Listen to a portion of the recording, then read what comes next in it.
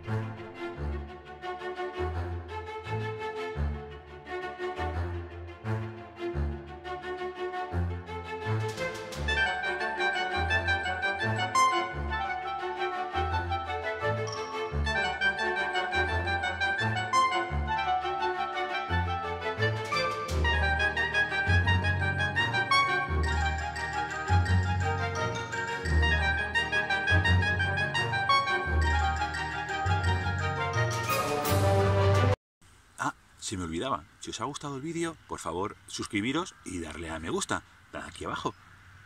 Y nada, nos vemos en los siguientes vídeos. Gracias.